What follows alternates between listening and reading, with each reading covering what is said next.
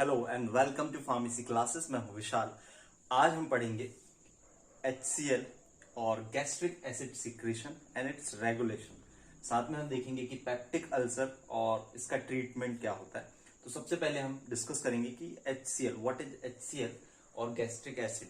Gastric acid और HCl secreted by the parietal cells present to the stomach lining. जो stomach की lining होती है उसमें गैस्ट्रिक ग्लैंड्स प्रेजेंट होती हैं, गैस्ट्रिक सेल्स प्रेजेंट होती हैं, जिसमें कि आपकी जो पैराइटल सेल होती है वो गैस्ट्रिक जूस को सिक्रेट करती है। यदि हम बात करें अपने स्टमक की, तो स्टमक का जो पीएच होता है वो बहुत ज्यादा एसिडिक होता है बिकॉज ऑफ द HCl, जो कि पीएच लगभग 1 to 3 पीएच के बीच की रेंज होती है हमारे स्टमक के पीएच की, और पैराइटल सेल इसको रिलीज करती है, ध्यान में रखना है। अब यदि हम बात करें HCl का फंक्शन क्या है, तो ये फैसिलिटेट करता है फूड के डाइजेशन को, एक्टिवेशन ऑफ अदर एंजाइम्स, जो अदर एंजाइम्स होते हैं उनके एक्टिवेशन में हेल्प करता है, और absorption of some vitamin and some like metals like iron, calcium and some acidic drugs, इनके एब्जॉर्प्शन में ये हेल्प करता है। तो ये हमने देखा, और साथ में ये आपके जो एसिडिक एनवायरनमेंट क्रिएट करके फूड के डिके होने को भी प्रिवेंट करता है, और साथ ही साथ आपके बैक्टीरियल इन्फेक्शन को भी प्रिवेंट करता है HCl। तो इसके कई सारे फंक्शन होते हैं, साथ ही साथ इसके ड्रॉबैक भी होते हैं, इसके कारण कुछ प्रॉब्लम भी हो सकती है, जिसको कि हम गैस्ट्रिक अल्सर और पेप्टिक अल्सर भी हम बोलते हैं। यदि हम बात करें गैस्ट्रिक एसिड रिलीज होने की और इसके सीक्रेट होने की बात है, तो ये 3 फेज में हम इसको डिवाइड कर सकते हैं। पहला होता है सिफेलिक फेज। सिफेलिक फेज एक होता है आपका गैस्ट्रिक फेज, और थर्ड होता है आपका इंटेस्टाइनल फेज। डिफरेंस क्या है इन तीनों फेजेस में? मीन्स द ट्रिगर्स और स्टिमुलेट, कौन से ऐसे स्टिमुलेंट होते हैं जिसके कारण ये स्टिमुलेट या सीक्रेट होता है।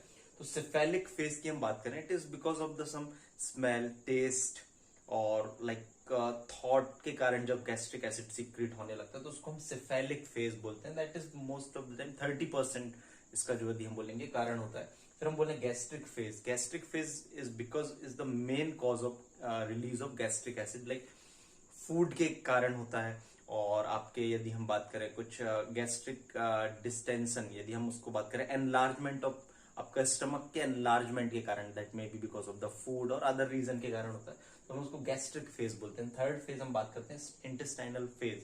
Intestinal phase it is because of the digested protein. Digested protein के कारण जो आपका डाइजेस्टेड मील होता है उसके कारण जो लिटिल बिट अमाउंट में एसिड सिक्रेट होता है, उसको हम बोलते हैं इंटेस्टाइनल फेज। तो ये सिंपल देखा हमने, सिफेलिक, गैस्ट्रिक और इंटेस्टाइनल फेज।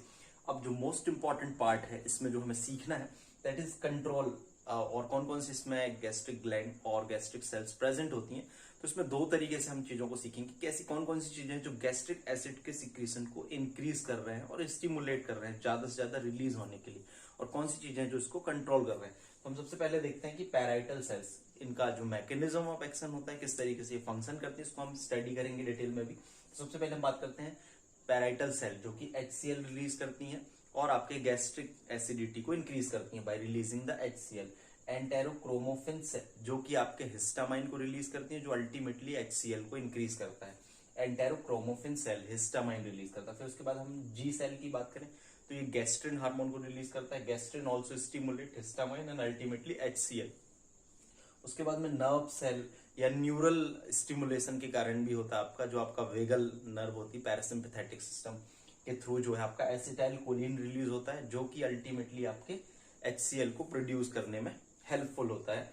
और इसके अलावा आपकी चीप सेल होती है जो कि पेप्सिनोजेन को रिलीज करने को स्टिमुलेट करते हैं, साथ में HCl को स्टिमुलेट करते हैं। तो ये हमने देखा कि ये 4 और 5 टाइप्स के ऐसे सिस्टम जिसके कारण या सेल्स और ग्लैंड जिसके कारण आपका HCl इंक्रीज हो रहा है। अब कौन कौन सी ऐसी फैक्टर्स हैं जो आपके गैस्ट्रिक एसिड को कंट्रोल करते हैं? तो आपका म्यूकस सेल और गॉबलेट सेल्स, जो कि म्यूकस रिलीज करती है, जो आपके स्टमक में क्लियरिंग करता है, और आपके एल्कलाइन नेचर के होने के कारण भी आपके जो गैस्ट्रिक एसिड उसके सिक्रीशन और उसके इफेक्ट को, जो आपकी वॉल होती है म्यूकोसा उसमें, उसके इफेक्ट को कम करता है, और साथ ही सिक्रीशन को भी ये रिड्यूस करता है। फिर उसके बाद हम बात करें सोमेटोस्टेटिन। सोमेटोस्टेटिन जो है आपकी डी सेल के थ्रू रिलीज होता है, जो कि आपका गैस्ट्रिन और आपका हिस्टामाइन और पैराइटल सेल के लिए इनहिबिटरी एज अ एजेंट का काम करता है, जो उसके अगेंस्ट में काम करता है। फिर हम बात करें prostaglandins. Prostaglandins E2 and I2 ultimately mucus release के थ्रू और एल्कलाइन मीडियम बनाते हैं आपके स्टमक एनवायरनमेंट को, जिसके कारण ये आपके एंटी एसिड का काम करते हैं, मतलब एसिड के अगेंस्ट में काम करते हैं। तो हमने देखा किस तरीके से काम करते हैं। फिर हम देखें कि मैकेनिज्म किस तरीके से आपका जो है, आपका जो पैराइटल सेल है ये एसिड को आपके बनाता है। तो हम सबसे पहले बात करें, जो आपका पैराइटल सेल होता है उसमें वाटर जो होता है H+ और OH- में ब्रेक होता है। तो H+ OH में जब ये ब्रेक होता है तो आपका जो OH होता है ये कार्बन डाइऑक्साइड से रिएक्ट कर जाता है, जो आपका ब्लड या आपका वैसोलैटरल पार्ट से आता है, और ये आपका बाइकार्बोनेट आयन बना लेता है। ये आपका जो कैटायनिक एनहाइड्रेज होता है उसके प्रेजेंस में होती है, और ये आपका बाइकार्बोनेट जो है ब्लड सर्कुलेशन में आ जाता है, जिसके कारण ये ब्लड की एल्कलिनिटी को इंक्रीज कर देता है, जिसको कि हम एल्कलाइन टाइड भी बोलते हैं। ब्लड के एल्कलिनिटी के इंक्रीज होने की एक जो प्रोसेस होती है, एक्टिविटी को एल्कलाइन टाइड भी बोला जाता है। तो ये बात हुई आपके OH की। अब जो आपका H+ आयन होता है, और आपका जब यहाँ पर जब हम बात करें बाइकार्बोनेट आयन, जब यहाँ पर वैसोलैटरल आपके ब्लड वाले पार्ट में आता है, तो यहाँ से क्लोराइड आयन जो होता है, क्लोराइड आयन आपकी पैराइटल सेल्स में आता है, जो कि आपकी क्लोरीन चैनल के थ्रू आपके ल्यूमेन वाले पार्ट में आ जाता है, स्टमक वाले पार्ट में आ जाता है। साथ में क्या होता है, यहाँ पर सोडियम और आपका पोटेशियम पंप होता है, जो कि आपके पोटेशियम आयन को भी पैराइटल सेल के इनसाइड कर देता है, और जो कि आपका क्लोरीन और पोटेशियम ये आपका सिम्पोर्ट के थ्रू बाहर आ जाते हैं आपके ल्यूमेन वाले एरिया में। और यहाँ पर आपका एक सबसे इंपॉर्टेंट जिसको कि हम प्रोटॉन पंप बोलते हैं, इसको हम H+ और K+ ATPase जिसको कि प्रोटॉन पंप कहा जाता है।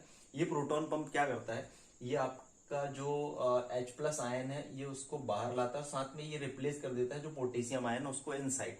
तो H+ आयन को ये बाहर की ओर ल्यूमेन में कर देता है H+ आयन, और पोटेशियम को इनसाइड ये इसको रिप्लेस कर देता है। और जो आपका क्लोराइड आयन जो कि बाइकार्बोनेट आयन के एक्सचेंज होने के कारण यहाँ आया था, तो ये H+ और क्लोराइड आयन आपका जो है HCl फॉर्म करते हैं आपके ल्यूमेन में। इस तरीके से ये पैराइटल सेल जो है, और जो प्रोटॉन पंप के थ्रू आपका वर्क करता है। इसका सिंपल तरीके से देखें तो आपका जो प्रोटॉन पंप होता है पैराइटल सेल में, वही आपके एसिड बनाने की प्रोसेस को कैरी फॉरवर्ड करता है। अब ये हमने देखा सिंपल तरीके से किस तरीके से एसिड को रेगुलेट किया जा रहा है हमारी बॉडी में। अब हम देखेंगे कि पेप्टिक अल्सर क्या होता है, एक तरीके से जो आपका म्यूकोसा है वो एरोड हो जाना, वहां पर एक तरीके के घाव बन जाना, जो कि बहुत ज्यादा इन्फ्लामेशन कॉज करते हैं, और उनमें से बहुत ज्यादा अमाउंट में यदि वो लेजन्स या अल्सर हो जाते हैं तो ब्लीडिंग भी करने लगते हैं, जिसको हम बोल सकते हैं इनर एपिथीलियम और इनर लाइनिंग में उसके लेजन या एरोड हो जाना उस लेयर का। तो ये किन किन कारणों से हो सकता है, एक तो एसिड, बहुत ज्यादा अमाउंट में एसिड सीक्रेट होने के कारण हो सकता है। दूसरा आपका म्यूकस का प्रोडक्शन यदि कम होगा तो उसके कारण आपका हो सकता है। फिर आपका बैक्टीरिया होता है H. Pylori, that is Helicobacter pylori, उसके कारण भी हो सकता है। फिर उसके बाद करें हम इम्बैलेंस बिटवीन आपके एग्रेसिव फैक्टर और प्रोटेक्टिव फैक्टर होते हैं उनके बीच में, जैसे कि एग्रेसिव फैक्टर्स और इरिटेटिंग सब्सटेंस हो सकते हैं, कुछ आपके एनसाइड्स हो सकते हैं, ड्रग्स हो गए, और आपका बहुत ज्यादा अमाउंट में एसिड का बनना, ये एग्रेसिव फैक्टर। प्रोटेक्टिव फैक्टर में आपका mucus, bicarbonate ion, alkaline nature, ये चीजें आपके प्रोटेक्टिव फैक्टर। फिर एनसाइड्स जैसे कि एस्पिरिन, ये कुछ ड्रग्स होती हैं, ये भी जो आपके हैं बोलना चाहिए म्यूकस के सिक्रीशन को कम कर देती है। म्यूकस ये जो इनका जो काम होता है, ये प्रोस्टेग्लैंडिन्स को जो है अल्टीमेटली म्यूकस सिक्रीशन को जो है म्यूकस बनने की प्रोसेस को स्लो अप कर देते हैं। स्ट्रेस के कारण भी और स्मोकिंग के कारण भी जो आपका पेप्टिक अल्सर जनरेट हो सकते हैं, जो कि बहुत ज्यादा एसिड प्रोडक्शन के कारण होता है। अब देखें हम कि कौन कौन सी ड्रग हम इनके ट्रीटमेंट में यूज कर सकते हैं। तो सबसे पहला जो कॉमन सिस्टम है, यदि एसिड फॉर्म हो रहा है तो एंटासिड यूज कर सकते हैं। एंटासिड क्या होते हैं, ये बेसिक सब्सटेंस होते हैं, एल्कलाइन सब्सटेंस होते हैं, जो कि आपके एसिड को न्यूट्रलाइज कर देते हैं। इसमें आपका जैसे aluminium hydroxide gel, sodium bicarbonate, तो एल्कलाइन सब्सटेंस हम इसमें यूज करते हैं, जो कि आपके एसिड को न्यूट्रलाइज करने का काम करते हैं, एंटासिड। फिर उसके बाद में प्रोटॉन पंप इनहिबिटर, सबसे जो इंपॉर्टेंट अप्रोच होती है और बहुत ज्यादा इससे जो रिलीफ मिलता है, that is proton pump inhibitor. Proton pump inhibitor में जैसे कि एग्जांपल की हम बात करें ओमिप्राजोल, इसका आप यूज कर सकते हैं। ये इरिवर्सिबल जो है इनहिबिट कर देते हैं, तो लॉन्ग टर्म तक इसमें हमको बेनिफिट मिलता है, लॉन्ग टर्म तक आराम मिलता है इसमें। फिर H2 एंटागोनिस्ट क्यों देते हैं, जो हिस्टामाइन होता है, तो हिस्टामाइन रिसेप्टर प्रेजेंट होता है पैराइटल सेल में, दैट इज H2 रिसेप्टर। तो H2 रिसेप्टर एंटागोनिस्ट, जिससे कि ये H2 रिसेप्टर को ब्लॉक कर दे, जिससे कि हिस्टामाइन है आपका पैराइटल सेल में अटैच ना हो और आपका एसिड प्रोडक्शन रुक जाए। तो इसमें आपका जैसे साइमेटिडीन, रेनिटिडीन, ऐसी ड्रग्स हम दे सकते हैं। एंटीबायोटिक आपका यदि ये इन्फेक्शन एच पाइलोरी के कारण हुआ है, हेलिकोबैक्टर पाइलोरी के कारण हुआ है, तो हम एंटीबायोटिक्स ट्रीटमेंट भी दे सकते हैं। फिर उसके बाद में एंटीकोलिनर्जिक जैसे कि हमने देखा कि आपकी जो वेगल नर्व होती है, सप्लाई होती है आपके स्टमक में, पैरासिम्पैथेटिक नर्व सिस्टम के थ्रू ये आप क्या करती है, स्टिमुलेट कर देती है आपके ये मस्कोरिनिक एसिटाइलकोलिन आपके मस्कोरिनिक रिसेप्टर जो कि पैराइटल सेल में होता है और आपके एंटेरोक्रोमोफिन सेल में होता है, जिसके कारण ये हिस्टामाइन के रिलीज को इंक्रीज कर देती है और अल्टीमेटली एसिड सिक्रेशन को बढ़ा देता है। तो हम एंटीकोलिनर्जिक जैसे कि एट्रोपिन वगैरह भी देकर जो है आपके एसिड सिक्रेशन को कम कर सकते हैं। अब हम थोड़ा सा डिटेल्ड में समझेंगे किस तरीके से ये जो है मैकेनिज्म काम करते हैं। किस तरीके से हमने देखा कि पैराइटल सेल जो है आपके किस तरीके से काम करती है, पैराइटल सेल आपके प्रोटॉन पंप के जो है थ्रू काम करती है।